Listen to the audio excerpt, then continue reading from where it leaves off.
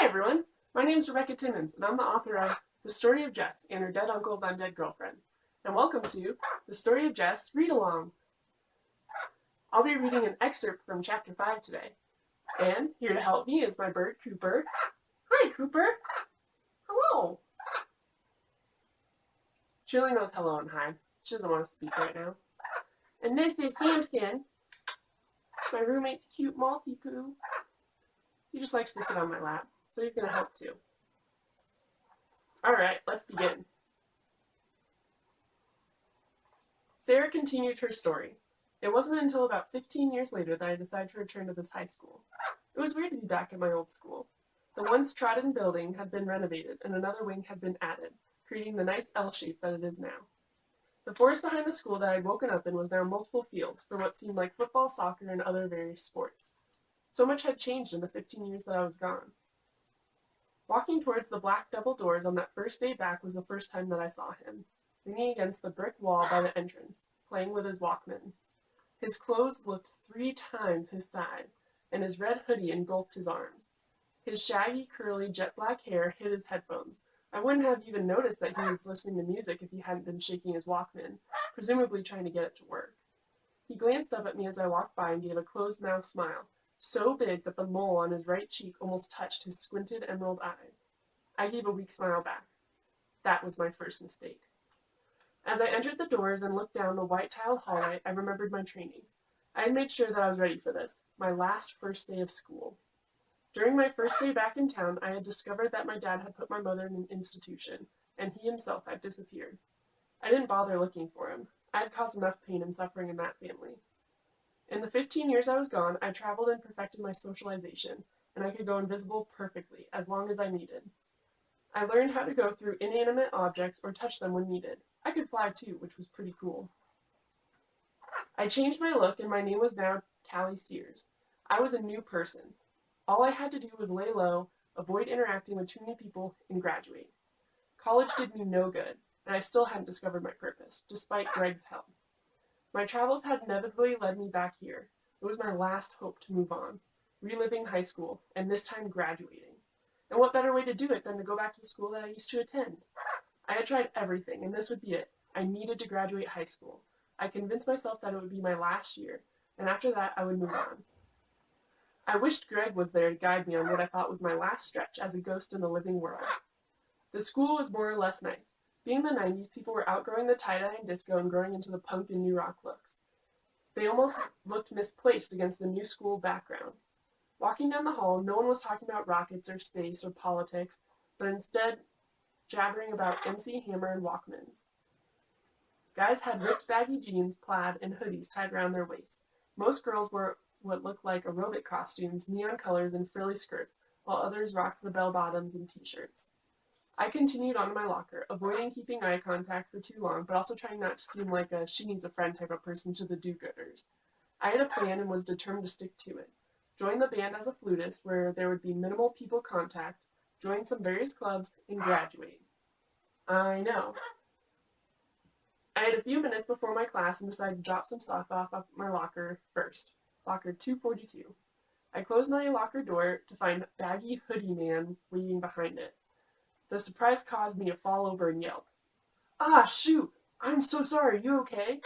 He quickly held out his hand to help me up. I looked at it and passed, standing up on my own and trying to recollect myself. No, it's fine. I gave another weak smile and grabbed my backpack, ready to abort all missions and run out of the school. This kid was going to cause me trouble. He was going to ruin my newly found purpose, ruin my plan. For a minute, I hated him with every false particle in my ghoul body, because for that split second, I knew that somehow he would stand between me and my moving on. But I didn't run. I mustered up another weak smile, trying to maintain my cover, and calm down. Can I help you with something? Yeah, sorry, I'm Nick Forrester. He pushed his curls out of his face. I'm supposed to show you around since you're new. I was waiting for you out front, but I was having, technical difficulties.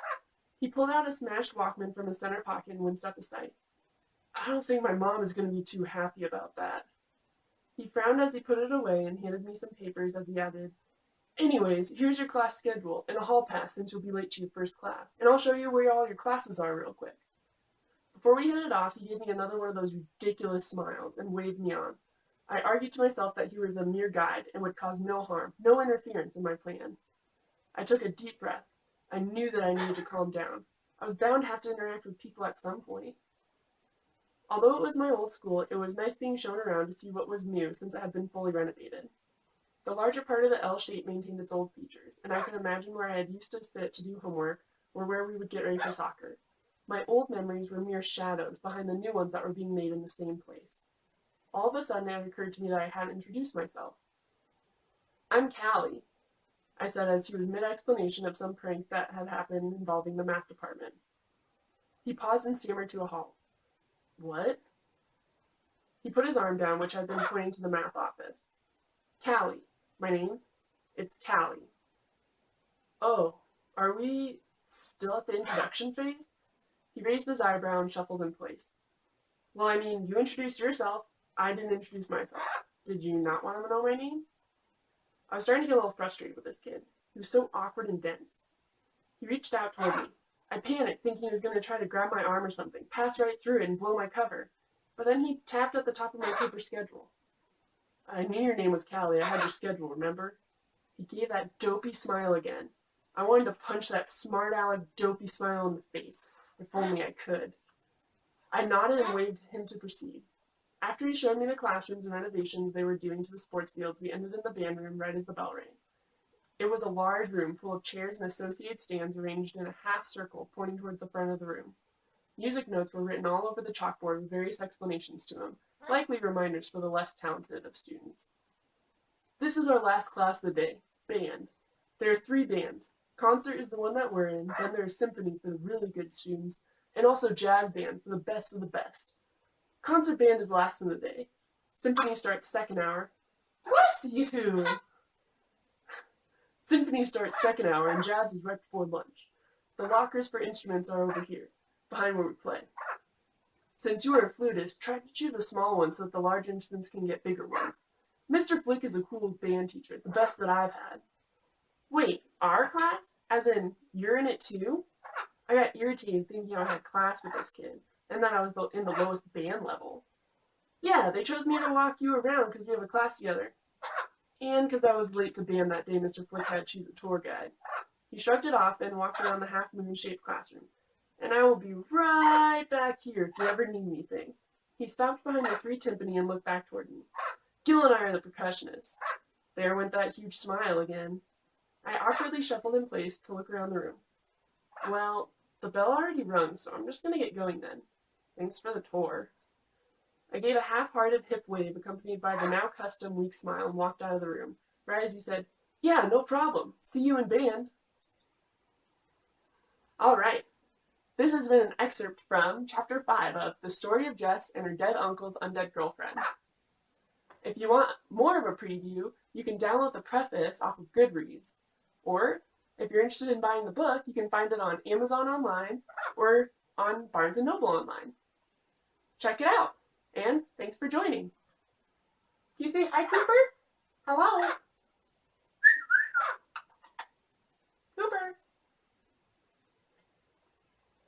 She still doesn't want to say hi.